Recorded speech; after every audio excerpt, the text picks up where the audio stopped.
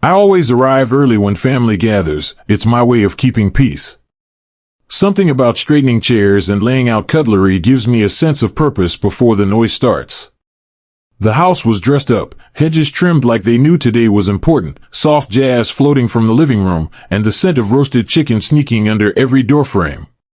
From the kitchen came the familiar hum of laughter, my daughter's voice, my son-in-law's booming chuckle, the clink of wine glasses already being filled. I moved quietly between tables, folding napkins into leaf shapes, same as I had at every family event for the past 20 years.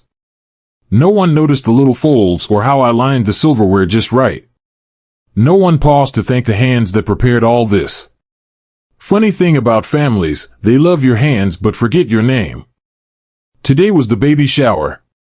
Renewal, they called it. A new generation arriving. I felt like wallpaper to their celebration. The moment I saw the invitation board, something twisted in my chest. Printed in gold script were the words, hosted by the loving family of Emily and Jack. The list of hosts followed. Her sister. His mother. Even his cousin's wife. But not me. I stood in front of it for a full minute, scanning it again and again. Maybe they forgot. Maybe it was a printing error. My eyes searched for a name that wasn't there, like you search your pockets for a key you know you didn't bring. Did Mom not get a seat card? Someone whispered behind me. Oh, maybe she's just helping with the serving, came another voice. I didn't turn around. I just smiled. Not at them, at the wall. Sometimes silence is the only armor left to those who raised everyone else. I sat at the table near the restroom. It was the only one left, they said. Closer for me, because of my age. I nodded, though I hadn't said a word about being tired. The scent of lemon disinfectant tickled my nose. Every time the door swung open, the whoosh of air carried more cleaning chemicals than celebration. From the main table, their laughter bounced like tennis balls off the hardwood floors. I held my wine glass tight. The chill of the stem grounded me. My seat used to be at the center of this family. Now I was a quiet object at the edge, something decorative, no longer central. But I didn't leave. I didn't raise my voice. I sat, and I watched. Back then, they'd gather around me for birthdays, for holidays. I'd cook for 12, clean for 20, smile for everyone. I remembered a Thanksgiving dinner when my son-in-law raised a toast to every woman in the room but skipped over me with a casual, "You know who you are." I did know. I just didn't say it aloud. You get used to the humiliation, not in a way that makes it right, but in a way that makes it expected. I sometimes wonder if I became invisible because of my age, or because I didn't speak up enough. Maybe I trained them to forget me. When people stop hearing your voice, you start doubting you ever had one. I was pulled back to the room by Jack's voice. "Don't forget to pour wine for Dad first, our family tradition," he said with a grin. I looked at the bottle, then at him. "He's had enough tonight," I replied evenly. His smile faltered. Just a flicker. His eyes narrowed, not in rage, but in challenge. Around the table, a few guests shifted in their seats, unsure whether to laugh or change the subject. I poured the wine anyway, but for myself. The glass clinked too loud when I set it down. I didn't flinch. He noticed. Respect is never loud, it's the absence of cruelty. After the toast, I reached for my napkin. The one I had folded earlier. I refolded into a perfect leaf again. A quiet act. My hand still remembered how. It gave me something to do, something to hold that didn't betray how hard I was trying to keep myself from unraveling. Even if they forget me, I'll remember who I am. No one noticed the napkin leaf. But it sat there, neat and still, like a badge of dignity pinned to linen. Across the table, Jack caught my eye. He lifted his glass, smirking. A private message, maybe. A reminder of roles. But I didn't look away. I held his gaze. He didn't know it yet, but that look was my first act of rebellion. The clink of my wine glass was still echoing when the music dialed up just enough to make conversation strain. Not enough to dance, just enough to hide. People spoke with brightness but eyes that scanned. Jubal hadn't said another word, but that look between us had unsettled something. It was like air right before a summer storm, still, heavy, pretending everything was fine. Guests were still trickling in. The church couple with their matching polos. Emily's coworker who always brought cupcakes and stories no one listened to. I nodded, polite, and visible as ever. Then he walked in. The cousin. My ex-husband's cousin, of all people. The one who stood outside the courtroom years ago and said I took too much in the divorce for someone who gave so little. He'd said it loud enough for my children to hear. He swaggered in like he belonged, shook hands, laughed like he hadn't crushed dignity with every footstep back then. No one stopped him. No one blinked. Who invited him? I asked quietly to no one in particular. Shoulder shrugs. A vague, he's family, right? Not mine. He spotted me and came over like we were siblings. Sis, he boomed, pulling me into a hug I didn't return. His cologne hit like a wall. Same as it had that awful day outside the courthouse. I remember thinking then, betrayal doesn't always wear sharp suits. Sometimes it wears golf shirts and grins. I smiled. A quiet, tired smile. Then walked away, glass in hand. Sometimes it's not the punch that breaks you, it's the applause around it. The baby shower wasn't for me. I knew that now. It was a production. A polished performance where I was cast as background noise. Later, when it came time for the toast, Jubal stood center stage, raising his glass with the confidence of someone who thought the world owed him something shiny. To the men of the house, he said. The room responded in kind. Glasses lifted. Names called. His father. His brother. His uncle. No mention of the woman who helped pay for this party. No nod to the hands that folded napkins into leaves. Just applause for the men who showed up late and said the right things loudly. Then the cousin added his bit, loud and proud, and here's to the women who know when not to speak up. Laughter broke. Some nervous, some genuine. None from me. I set my glass down without tasting it. The stem didn't even tremble in my hand. I wasn't born to be a footnote in someone else's speech. The noise around me grew softer in my ears. I could still hear it, but it lost meaning. Like a radio playing a language I didn't speak anymore. Jubal once sat at my table as a teenage boy with bad posture and worse manners. I taught him how to fold his napkin, how to pass food without speaking with his mouth full. Now he stood there, thanking every man in the room but the one woman who taught him to hold a fork. Earlier, he'd spilled wine on the baby's gift I had wrapped so carefully, the one with the hand-stitched ribbon. He chuckled, wiped it with a napkin, and moved on. No apology. No pause. I thought about leaving. I imagined standing up, grabbing my purse, and walking out without a word. Letting the door slam behind me. But that would have given him something, proof that his silence worked. Control is saying nothing, even when everything inside you begs to scream. So instead, I disappeared quietly, just for a minute. Down the hallway, past the photo frames where my face appeared less and less with each passing year. The laundry room smelled of warm fabric and forgotten chores. Towels stacked like soldiers. A lonely hum from the dryer, still spinning someone else's needs. And then I saw it. A drawing on the fridge. Crayon scrawled with lopsided hearts and the name Nana in purple. My granddaughter's gift. That drawing was worth more than the entire guest list. It was real. It was honest. I touched it gently, just with fingertips. Proof that someone still saw me, not as help, not as leftover, but as love. I took a breath. A full, deep one. I won't leave. Not yet. I walked back out as the room laughed at something the cousin said about diapers. The mood had shifted again, too loud, too forced. Then I saw her. Winona.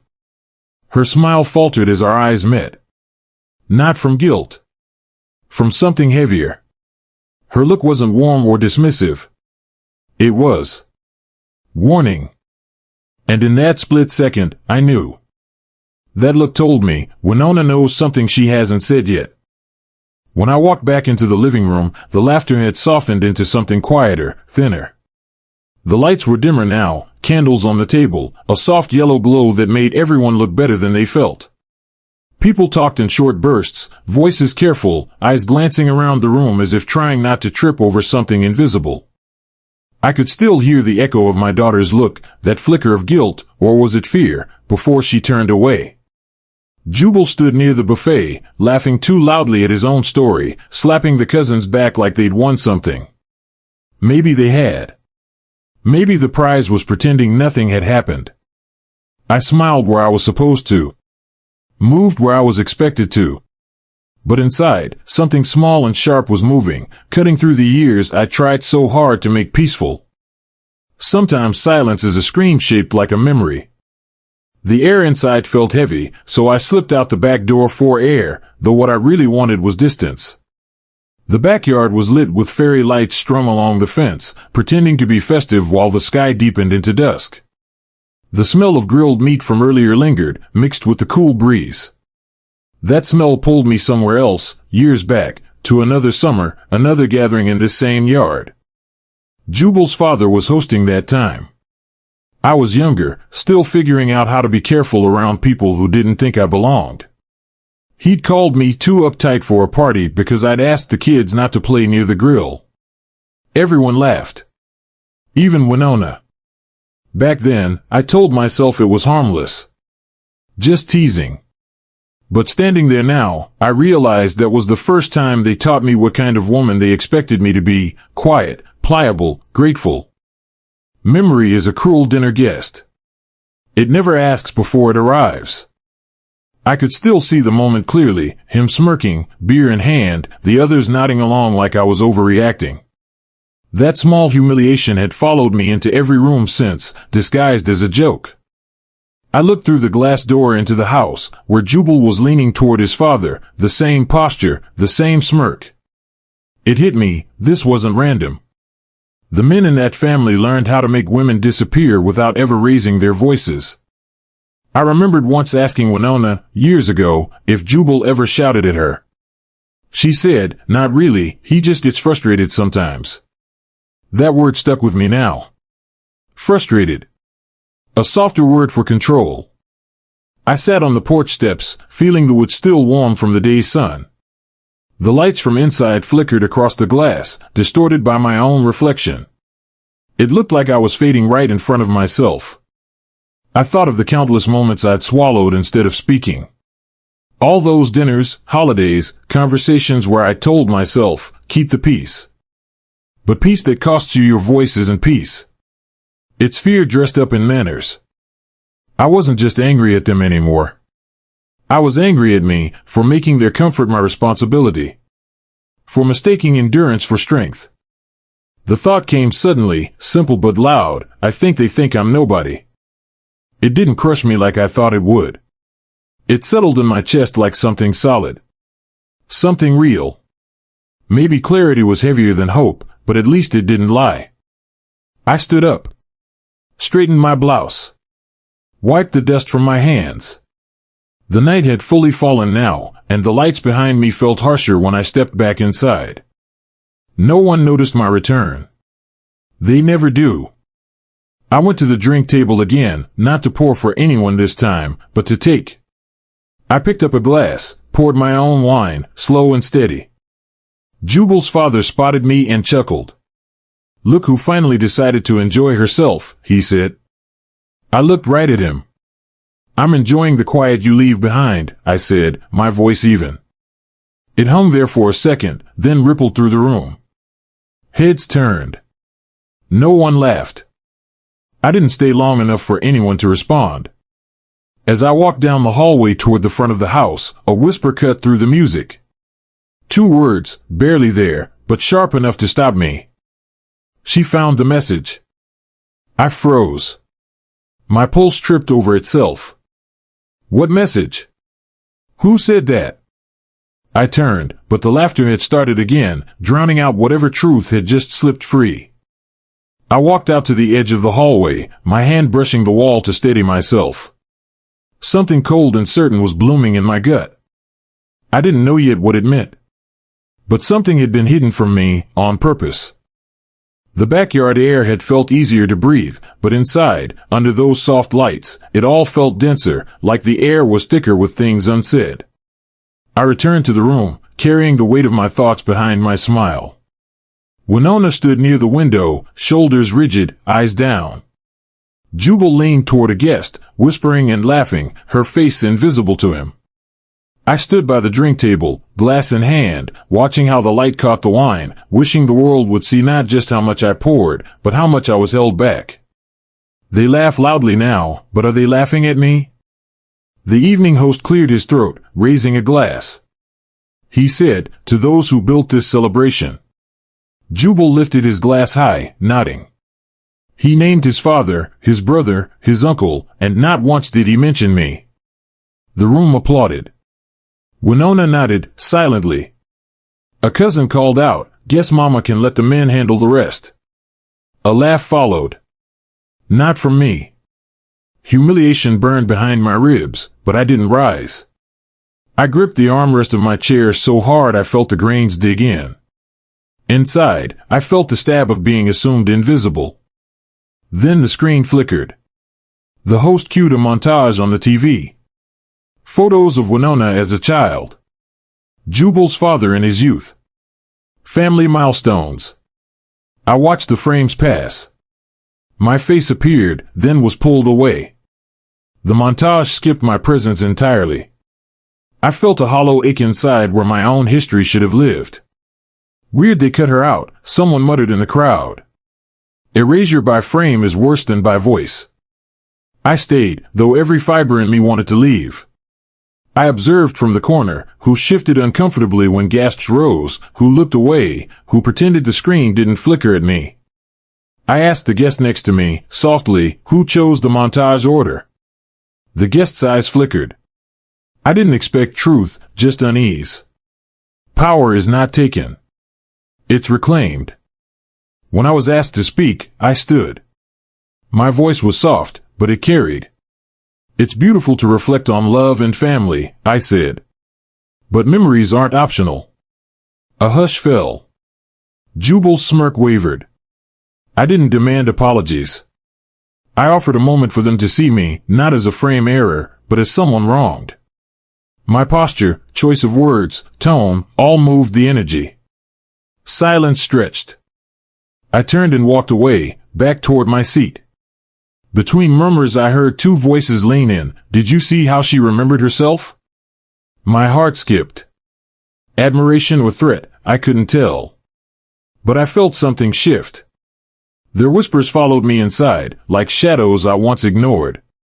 The room was still buzzing after my speech, but not with laughter this time. Conversations had turned into whispers, the kind that carry more judgment than sound. People avoided my eyes the way you avoid a mirror when you're ashamed of what it might show. A few nodded my way, small gestures of quiet respect, but most just pretended to be caught up in their drinks. Jubal's father sat stone-faced, swirling his glass like he was trying to find courage in it. Jubal himself looked ready to burst. I could feel his glare like heat against my back. I didn't need to turn around to know his pride had cracked. Sometimes a fracture in silence makes more noise than a shout ever could. I went to the kitchen to put my glass down, to breathe.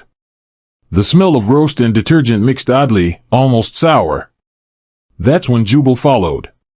He didn't raise his voice at first, he just leaned against the counter, pretending to check on the food. "You had to do it, didn't you?" he said. "Couldn't let one evening pass without making it about you." I didn't answer. He stepped closer. "You ruined the mood. You always do that. You turn small things into big ones, and then you wonder why people pull away." His tone was soft, but the words were sharp enough to draw blood. "This," he said, waving toward the living room, "is why Winona doesn't tell you everything anymore." I turned to him, steady. "She doesn't tell me because she knows I'll see through it." He blinked. Just for a second, that confidence of his faltered. The line between us wasn't drawn by words, it was drawn by the space he couldn't cross after that. When I left the kitchen, I found Winona sitting alone in the den, staring at the half-lit screen where the video montage had frozen. Her face was pale under the glow. "He didn't mean it like that," she said quietly. I sat across from her. "But he did say it like that." Her mouth opened, then closed again. The silence between us was heavy, but not hostile. It was tired. I could see the truth swimming just beneath her eyes, trapped by years of wanting peace more than honesty. My daughter is still there, I thought, but she's buried beneath layers of survival. I wanted to reach her, but I knew this wasn't the time. Some walls can't be broken, they have to be outgrown. I moved to the coat room, the only place in that house where the air didn't hum with judgment. The coats hung like quiet witnesses to the years of birthdays, holidays, arguments, and makeups that came before tonight. I sat on the small bench and let the solitude settle around me. I replayed every word, every pause, memorizing the way my voice had sounded, not angry, just certain. I pulled an old folded note from my bag, one I'd written long ago after another night I should have spoken but didn't. On it, I'd written, "Respect begins where excuses end." I smiled faintly. That version of me had been waiting for this one to arrive. I found a piece of paper on the side table, wrote just 6 words, "This is where the turning began." I folded it and slipped it into my coat pocket. Then I stood up, smoothed my blouse, and took a long look in the mirror. I wasn't running away, I was stepping out on my terms. Back in the hall, Winona was near the door, saying goodbye to guests. I walked over, hugged her gently. She stiffened at first, then softened. I didn't explain, I didn't need to. I had a lovely time, I said to no one in particular, but I remembered something important at home. The guest nearest the door smiled politely, not realizing it wasn't an excuse, it was the truth. The night air hit me like a baptism, cool and clean. The laughter and clinking glasses faded behind me. I didn't raise my voice tonight, but I'd raised my worth. There's a difference. One echoes longer. As I drove down the quiet suburban street, headlights painting the road ahead, my phone buzzed on the passenger seat. I almost ignored it, but something in me hesitated. The screen lit up with an unknown number. One photo. A screenshot. A text thread labeled Plan B if she acts out, from Jubal's phone. I pulled over. I read it once. Then again. And a third time, before I could believe it. By the time I got home, the street was quiet. Porch lights flickered across the neighborhood like dying fireflies. I didn't bother turning on the hallway lamp. I walked straight to my study, the way you walk when your mind's already made up. I sat down, opened the drawer, and pulled out the thick brown folder labeled in black ink, "Not Forgotten." Inside was everything they thought I didn't notice. Receipts with dates circled. Email printouts. Screenshots of conversations. Seating charts from events I helped plan but was barely acknowledged at. Notes jotted on napkins. The kinds of things people would call petty, unless they'd lived through them. I had stored every insult, every strategic silence, every moment they tried to make me feel invisible. I opened my phone. Ignored calls. Unread texts. Most from Winona. A few from Jubal. All left on purpose. I whispered to myself, I'm no longer collecting memories for forgiveness, I'm collecting proof. Then I opened my contacts, scrolled until I found the name, L. Harper, attorney at law. We hadn't spoken in years, but I never deleted her number. Some things you keep close, just in case. I typed, I'm ready now. Need a confidential meeting. It didn't take long. She replied with a secure video link. I connected, sitting in the same living room where I'd once nursed Winona as a baby. Now I was preparing to protect her the only way left. I remember you, she said, no small talk. You said you'd call me when you stopped giving the benefit of the doubt. I stopped tonight, I said. I shared my files through the screen. Explained. Laid it all out, every omission, every setup, every legal breadcrumb. She reviewed quietly, then looked straight through the camera. We can force a hearing if needed. This isn't just emotional, it's trackable. There was a pause, long enough to let truth settle. They might not see you now, she added, but they will see this. I ended the call and just sat. For a second, I felt something like grief. Not for them. For the years I stayed quiet thinking that was strength. Then my phone buzzed again. It was a message from a guest at the party, a woman I barely knew but had always nodded to at past events. Her text was brief. Hey. I don't know if this matters, but I overheard something tonight. Attached was an audio clip. I listened. It was Jubal and his cousin. Their voices hushed but clear. She's watching everything now, one said. Doesn't matter. We'll shift the deeds before she asks, the other replied. Let her ask. It's not in her name anyway. My hand didn't shake, but my stomach tightened. The guest had typed, I figured you should have this. You didn't deserve what I saw. I sat in silence, phone in hand. You think they spoke in half-truths, I murmured, but truth stored in secret is louder. I got up, walked to the kitchen. No one else was there, but I acted like they were. I poured myself a drink, uninvited, unbothered. Walked to the living room, found that photo of me half hidden behind a vase. I pulled it forward. Dead center. Let it stand. A quiet declaration. I touched the napkin leaf I'd folded earlier at the party, absent-minded at the time, now symbolic. An echo in my palm. Then I went back to my desk. Pulled out a notepad. I didn't write everything, but enough. Who I'd talk to. What I'd send. Which move came next. Which card stayed close to my chest. I remembered something Harper had once told me, you don't escalate too fast, you outlast them. I was done waiting. And then, the knock. 1, 2.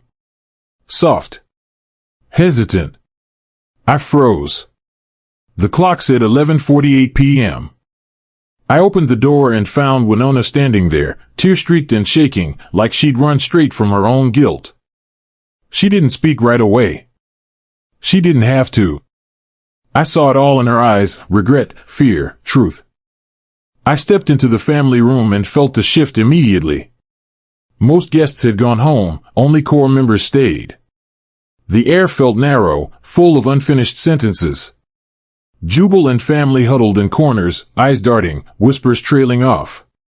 I stood near the doorway, taking it in. Winona clung to Jubal's side. Her father watched from a chair, quiet, unreadable. The balance was changing. My legal backing loomed like a silent weight. Shadows mingled with dimmed lights. The real fight never needed voices, it needed witnesses. Then Reverend Clay rose to speak. He cleared his throat and began a benediction. But as he talked, he called me daughter-in-law instead of mother-in-law. He praised men. We thank God for men who hold families strong. The words landed hard. I kept myself calm, mask intact, but inside, cold resolve spread. The silence after his speech felt heavier than any applause I'd ever received. My eyes drifted to the mantel. A framed portrait stood there, black and white, old. It showed me and the late matriarch of the family, side by side. But in this frame, my image was faded, nearly erased. Someone had digitally removed me. A plaque nearby listed names, mine was missing. Guests looked at the picture, then shifted their attention quickly. Someone joked, that's weird, printing error, I guess. But I saw it, manipulation. Erasing you from memory is easier when everyone pretends not to notice. I rose. My voice was calm, but carried. Faith is about seeing what's hidden, not reinforcing what's forgotten. I walked toward the photo, toward all of them. I mentioned the misnaming, the missing face. I demanded acknowledgement, not apology. Guests held their breath. Jubal's expression flickered. Winona looked torn. Father looked away. Then Iris, my niece, stood. She showed her phone, the original photo, unedited. My face clearly there. The crowd murmured. The illusion cracked. Someone snatched a glance. The control they had built slipped. My heart didn't pound, I felt clarity. The door opened. The lawyer's assistant entered, carrying an envelope stamped confidential, real property reassignment. My pulse caught. They had brought the legal move into the room. In that instant, I didn't know whether to tear it open or leave it folded. What mattered was the moment. Everybody would see my hand now. The night had stretched thin, like a wire pulled too tight. I walked back into that living room carrying the sealed envelope, the one that felt heavier than any weapon. Conversations died mid-sentence. Eyes tracked me. I didn't say much, just asked for quiet. Not respect, not sympathy. Just silence. They gave it, though not out of grace, out of fear of what I might say next. I stood in the center of the room, the fire still flickering low behind me, and tore the envelope open. The sound was sharper than glass breaking. Pages unfolded, official seals, notarized stamps, black ink across crisp white paper. Property titles. Account transfers. Rights of ownership. All shifted quietly, all legally, into my name. I laid them down on the table, one after another. Everything that was built under my watch, I said evenly, now stands under my name. No raised voice, no shaking hands. Just the truth. Someone gasped near the doorway. Another whispered, that can't be right. It's not only right, I said, it's binding. Jubal's face turned red. You had no right to. To what? I cut in. To protect what was mine? To keep what your signatures already gave? I pointed to the line where his name had been replaced with mine. You missed that clause, didn't you? Then I turned to Winona. And this, your name, used without consent. Forged by someone you trusted. Her face went pale. Who would do that? Ask him, I said softly, nodding toward Jubal. He didn't answer. The silence that followed was its own confession. My lawyer's words echoed in my head, you can't erase history when it's all recorded. That line alone steadied me. The room was mine now, not by noise, but by gravity. For the first time in years, I saw them all recalculating who held the power. But I wasn't done. I reached for my phone, unlocked it, and projected the screen to the television. There's something else you should hear. A familiar voice played through the speakers, Jubal's, smug and careless, if she acts up, we'll change everything at night. The air turned dense. His arrogance, his tone, it all poured out in front of the same people who once laughed at his jokes. No one moved. No one even blinked. They always brag behind doors, I said quietly, more to myself than them, but those words opened doors now. He lunged forward, but his father grabbed his wrist. Stop, the old man hissed. You've said enough already. No one defended him. Guests shifted, some discreetly filming, others pretending not to. For once, their phones didn't turn away from me, they turned toward him. I took a slow breath and pressed play again. Another recording. The audio from that night's party filled the room, Jubal's voice, crisp and cruel, pour the wine, servant. The words echoed off the walls, bouncing between shame and disbelief. People froze mid-step, and the laughter that once followed that insult evaporated like smoke. One of the cousins whispered, he said that to her? I didn't respond. I didn't need to. I simply stood still and let the recording end. Winona started to cry. Mom, she whispered, you didn't deserve that. No, I said quietly. But I took it. Once. Jubal's mouth trembled. He looked at me like a man who'd just realized the mirror was showing his real reflection for the first time. His father pressed a hand to his forehead, muttering, God help us. I gathered the documents again, aligning the edges carefully. I didn't come here to destroy anyone, I said. I came to end the pretending. That broke whatever spell was left. People shifted, whispering apologies. A cousin stepped forward and touched my arm, murmuring, "You were right all along." I didn't smile. Vindication doesn't taste sweet, it burns on the way down. Then Winona crossed the room, her face streaked with tears. She didn't speak at first, just looked at me like she was seeing me for the first time in years. Finally, she said, "You deserve better than all of us." I looked at her and nodded once. Better starts now. Then something caught my eye. A plain manila envelope sat on the coffee table, right where the party decorations had been earlier. It bore the county court seal, my full name typed across the front. I reached for it slowly. The room seemed to tilt. My hands didn't shake, but my pulse thudded hard in my chest. I tore the top open and saw the first line, "Court summons, filed by unknown party." Someone had already moved against me. I looked up at the room full of faces, some pale, some defiant, most ashamed. "You think these papers will silence me?" I said. "You're wrong. They just woke me up." I tucked the summons under my arm, gathered the deeds, and walked toward the door. The floor creaked with every step, but nobody followed.